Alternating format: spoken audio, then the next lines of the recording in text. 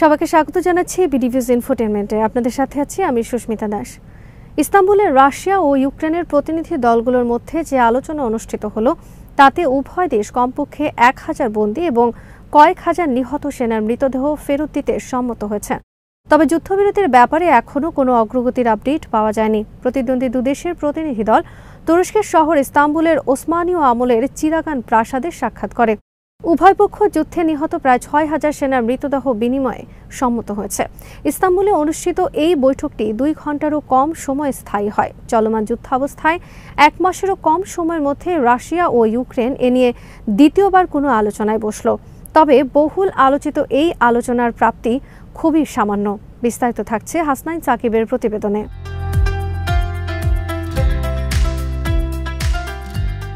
গত 16 মে প্রতিদ্বন্দ্বী দুই রাষ্ট্র ইউক্রেন ও রাশিয়ার মধ্যে প্রথম দফার সরাসরি আলোচনা হয়েছিল। তবে সেই আলোচনাও কোনো উল্লেখযোগ্য অগ্রগতি ছাড়াই শেষ হয়েছিল। তবে তখনও উভয় পক্ষ বন্দি বিনিময়ে সম্মত হয়েছিল। আল জাজিরার ইস্তাম্বুল প্রতিনিধি দিমিত্রি মেদভেদেঙ্কো মনে করেন যে রাশিয়া ও ইউক্রেনের মধ্যে কূটনৈতিকভাবে যেই চ্যানেলটি এখন পর্যন্ত সবচেয়ে বেশি কার্যকর হিসেবে প্রতীয়মান হচ্ছে তাতে দেখা যাচ্ছে তা হলো বন্দি বিনিময়। তিনি আরো বলেন, এই যুদ্ধ চলাকালীন সময়ে আমরা আসলে বন্দি বিনিময়ের ঘটনা দেখে আসছি। তবে ইস্তাম্বুল আলোচনার জেরে যেভাবে সংখ্যাগতভাবে বড় পরিসরে বন্দি বিনিময় হচ্ছে এমনটা আগে দেখা যায়নি। এখন পর্যন্ত উভয় দেশের আলোচকরা নিশ্চিত করেছেন যে তারা গুরুতর আহত সব সৈনিক এবং 25 বছরের কম বয়সী সব বন্দি যোদ্ধাদের বিনিময়ে একমত হয়েছেন।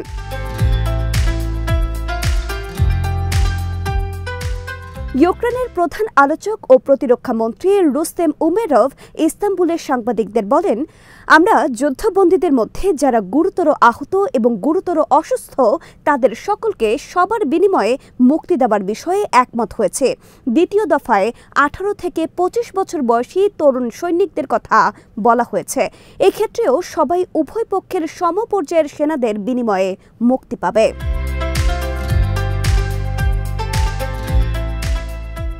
অন্যদিকে রাশিয়ার প্রধান আলোচক ভ্লাদিমির মেদিনস্কি জানান, এই বিনিময়ে প্রতিটি পক্ষ থেকে কমপক্ষে 1000 জন বিনিময় তালিকার অন্তর্ভুক্ত থাকবে, যা গত মে মাসে হওয়া 1000 বনাম 1000 যুদ্ধবন্দী বিনিময় চুক্তির চেয়েও বড় পরিসরের।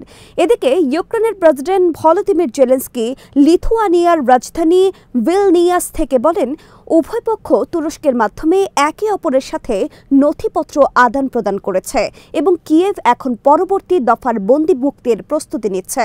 তিনি আরও জানান, ইউক্রেনীয় আলোচকরা তাদের রুশ প্রতিপক্ষের কাছে প্রায় 400 অপহৃত ইউক্রেনীয় শিশুর একটি তালিকা হস্তান্তর করেছেন, যাদের কিয়েভ দেশে ফেরত চায়। তবে রুশ প্রতিনিধি দল মাত্র 10 জন শিশুকে ফেরত দেওয়ার জন্য কাজ করতে সম্মত হয়েছে।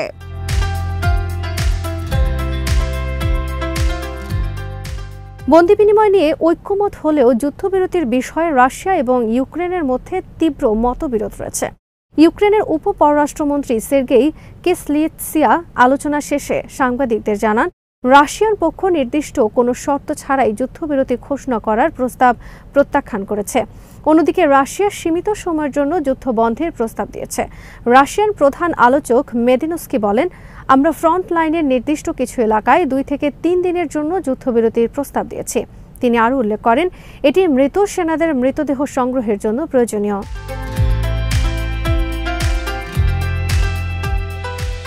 তবে ইউক্রেনের সংসদ সদস্য ওলেক্সি গনচারেঙ্কো আল জাজিরাকে বলেছেন, তিনি ইস্তাম্বুল আলোচনার ব্যাপারে খুব আশাবাদী নন। তিনি বলেন, রাশিয়া তাদের অ্যাপ্রোচ ও প্রকাশভঙ্গির মাধ্যমে স্পষ্টভাবেই বুঝিয়ে দিয়েছে যে তারা যুদ্ধ শেষ করতে চায় না। কারণ এর আগে গত মার্চ মাসেও ইউক্রেন 30 দিনের যুদ্ধবিরতির প্রস্তাব দিয়েছিল। আমেরিকা ও ইউরোপেও একই প্রস্তাব দিয়েছিল, কিন্তু রাশিয়া তা প্রত্যাখ্যান করেছে।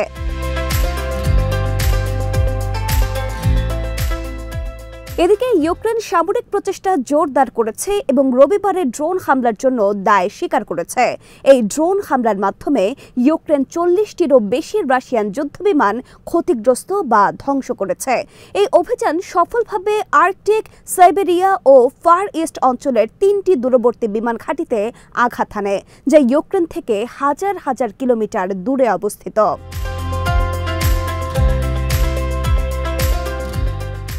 জেলেনস্কি বলেন, রাশিয়ার সামরিক শক্তির এই ধাক্কা মস্কোর ওপর আলোচনা টেবিলে ফিরে আসার চাপ বাড়াবে।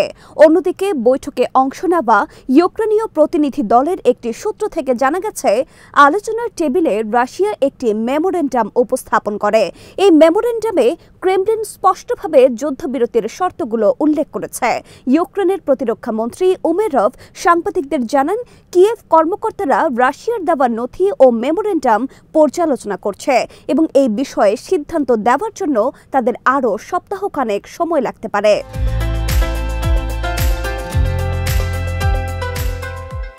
আলোচনার পর রাশিয়ার রাষ্ট্রায়ত্ত সংবাদ সংস্থা টাস ও RIA নোভোস্তি রুশ মেমোরেন্ডামের সারাংশ প্রকাশ করে, যেখানে যুদ্ধবিরতির শর্ত হিসেবে ইউক্রেনকে 2022 সালের সেপ্টেম্বর মাসে রাশিয়া যে 4টি ইউক্রেনীয় অঞ্চলে অনুপ্রবেশ করেছিল কিন্তু সম্পূর্ণ দখল করতে পারেনি, সেখান থেকে ইউক্রেনের সেনাবাহিনী প্রত্যাহার করার কথা বলা হয়েছে।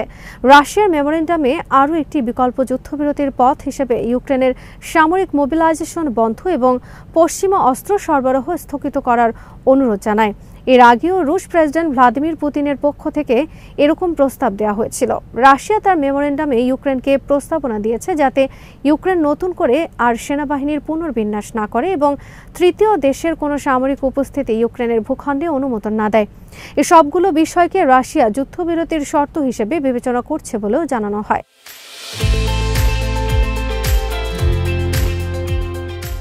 একই সাথে রাশিয়ার মেমোরেন্ডামে ইউক্রেনকে মার্শাল ল তুলে নিয়ে নির্বাচন করার পর দুই দেশ একটি ব্যাপক শান্তি চুক্তি স্বাক্ষর করার প্রস্তাব দেওয়া হয়েছে, যেখানে ইউক্রেন তার নিরপেক্ষ অবস্থান ঘোষণা করবে, ন্যাটোতে যোগদানের চেষ্টা বন্ধ করবে, তার সশস্ত্র বাহিনীর আকার সীমিত করবে এবং রুশ ভাষাকে ইউক্রেনীয় ভাষার পাশাপাশি সরকারি ভাষা হিসেবে স্বীকৃতি দেবে।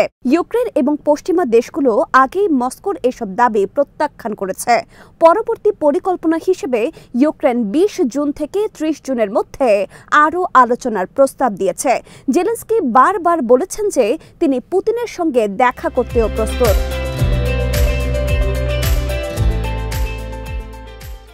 এদিকে রাশিয়ার সাবেক উপপররাষ্ট্রমন্ত্রী আন্দ্রে ফেদরভ বলেছেন, দ্বিতীয় দফার এই আলোচনায় খুবই কম অগ্রগতি হয়েছে এবং প্রতিপক্ষরা এখনও মূল বিষয়গুলো নিয়ে মতবিরোধে আছে।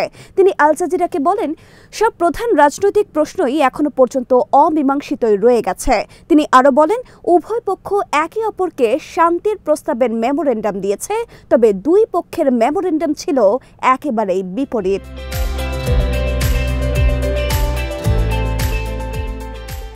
অন্যদিকে আলোচনার স্বাগতিক দেশ তুরস্কেও প্রেসিডেন্ট রিসেপ তাইপ এরদোয়ান এই আলোচনাকে অসাধারণ হিসেবে বর্ণনা করেছেন। তিনি বলেন, আমার সবচেয়ে বড় ইচ্ছা হলো পুতিন এবং জেলেনস্কিকে ইস্তাম্বুল অথবা আঙ্কারায় একসঙ্গে নিয়ে আসা এবং সেই সাথে যুক্তরাষ্ট্রের প্রেসিডেন্ট ডোনাল্ড ট্রাম্পকেও আমি ইস্তাম্বুলে আনতে চাই। ট্রাম্প এবং পুতিন দুজনেই একে অপরের সঙ্গে দেখা করার আগ্রহ প্রকাশ করেছেন, কিন্তু এখনও কোনো তারিখ ঠিক হয়নি। সম্প্রতি হোয়াইট হাউসের মুখপাত্র ক্যারোলাইন লেভিট জানান, ট্রাম্প, জেলেনস্কি ও পুতিনের সঙ্গে শীর্ষ নেতাদের বৈঠকের ব্যাপারে ইতিবাচক মনোভাব রয়েছেন। তিনি বলেন, ট্রাম্প এই ইস্যুতে খোলামেলা ও মুক্ত মনে প্রতিদ্বন্দ্বী দুদেশের নেতাদের টেবিলের পাশে বসতে চান।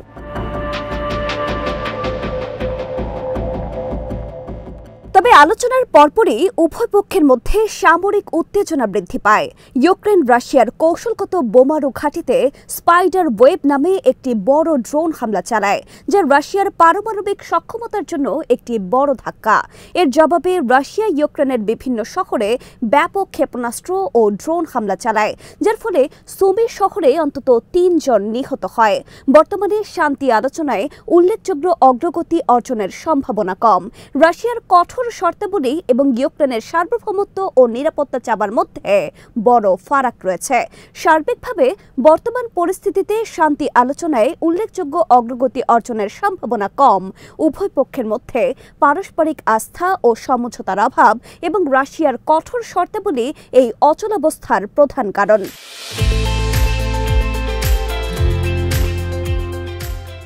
ফেব্রুয়ারিতে ইউক্রেনের ওপর তীব্র চাপ সৃষ্টি ও ওভাল অফিসে জেলেনস্কির সঙ্গে দ্বন্দ্বের পর থেকে ট্রাম্প সম্প্রতি বাড়তি অসহযোগিতা প্রকাশ করেছেন এবং মনে করছেন পুতিন হয়তো তাকে ট্র্যাপ করছেন। গত মাসের 15 তারিখ এয়ার ফোর্স ওয়ানের বোর্ডে সাংবাদিকদের তিনি বলেন, পুতিন ও আমি একসঙ্গে না হওয়া পর্যন্ত কিছুই হবে না। এরপর মে মাসের ২৬ তারিখে মস্কো ইউক্রেনের বিরুদ্ধে যুদ্ধের সবচেয়ে বড় আকাশযান হামলা চালানোর পর ট্রাম্প পুতিনকে পাগল বলে অভিহিত করেন। ওই হামলায় অন্তত ১৩ জন নিহত হন। জানুয়ারিতে হোয়াইট হাউসে ফিরে আসার পর থেকেই ট্রাম্পের অনিশ্চিত রূপরেখা ইউক্রেন ও তার ইউরোপীয় মিত্রদের মাঝে প্রায় হতাশা সৃষ্টি করেছে।